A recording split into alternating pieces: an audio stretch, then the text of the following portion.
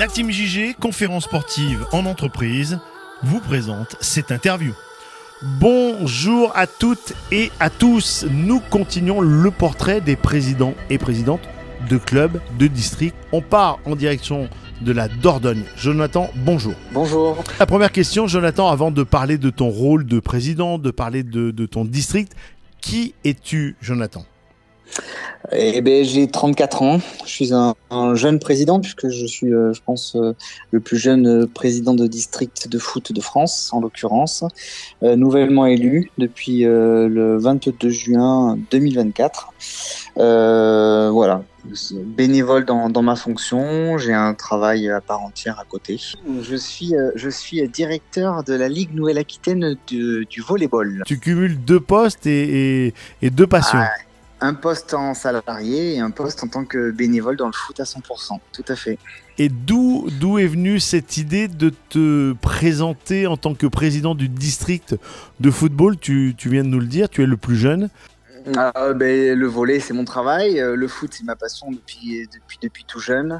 J'ai eu plusieurs fonctions de bénévole dans les clubs. J'ai été joueur, bien évidemment. J'ai été éducateur, j'ai été responsable technique jeune. J'ai créé une école de foot. J'ai été président de club. J'ai également été arbitre pendant un peu plus de 15 ans. Et puis, sur le mandat précédent 2020-2024, j'étais responsable du pôle arbitrage déjà au district.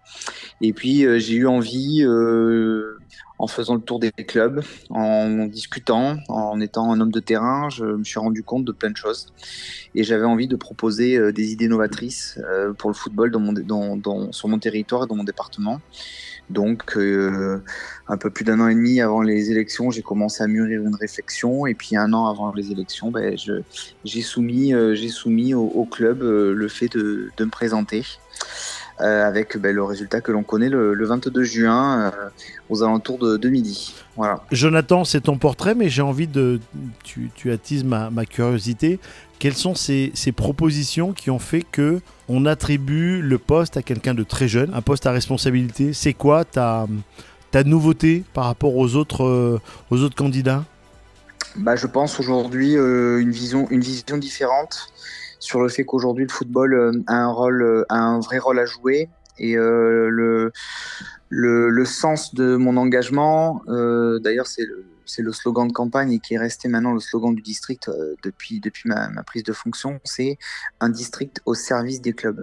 L'idée pour nous et pour moi et mon équipe, c'était d'inverser la tendance et c'était de dire les clubs ont besoin du district et il faut qu'on inverse.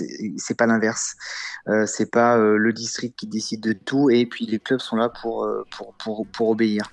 L'idée pour nous, c'était vraiment d'inverser la tendance et d'avoir un football de proximité. Mais pour cela, ils ont besoin, les bénévoles de clubs, ils ont besoin d'avoir des personnes qui sont élues, qui sont disponibles, qui sont transparents dans leur prise de décision et participatives, avec l'idée de faire participer activement les clubs à la prise de décision. C'est ce qui a été proposé au club et c'est ce qui a fait aujourd'hui que je suis président du district avec mon équipe. Mais quel est ton style en tant que président ? Démocratique, transparent et dans les décisions et avec une certaine éthique de ma fonction en termes d'équité sportive. Voilà.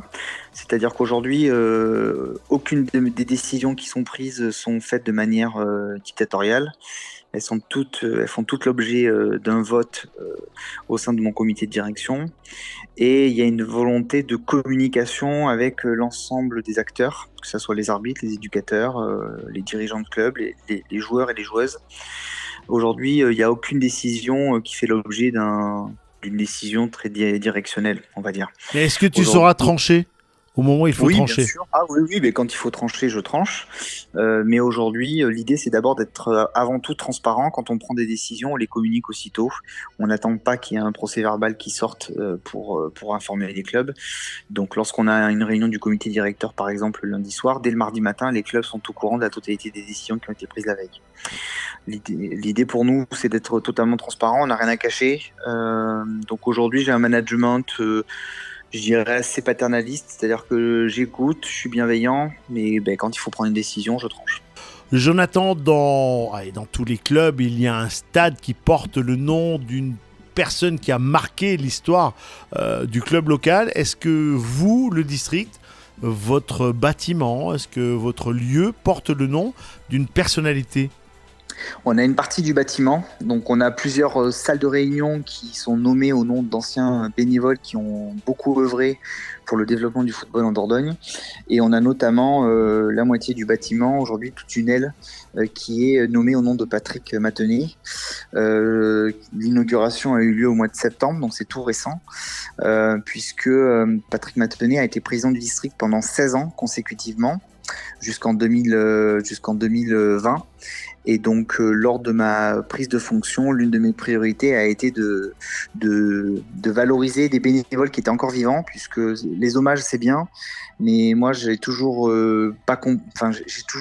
eu cette difficulté de rendre hommage à des gens qui étaient décédés.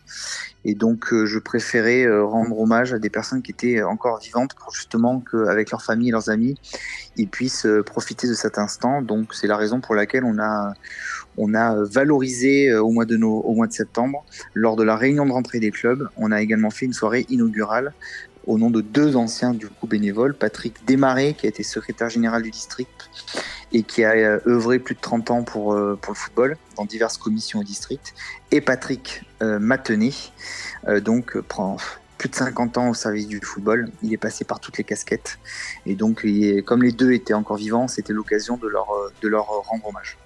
On reviendra avec toi pour parler un tout petit peu plus et dans le détail de la vie du football en Dordogne. Ça va être très intéressant de parler des clubs, du haut niveau, des féminines. Mais ça sera dans une prochaine interview, Jonathan. Eh bien, avec grand plaisir. Eh ben moi aussi, avec grand plaisir. Et on pourra également faire une interview pour parler volley. Mais ça sera dans une... Allez, tu changeras de casquette. Je changerai de casquette, exactement. Voilà, merci à toutes et à tous. Merci de suivre le site Légende du Sport et de continuer à partager l'ensemble des interviews, les interviews des présidents. Et on se dit à très vite pour une prochaine interview. Et encore un grand merci, Jonathan. Merci à vous.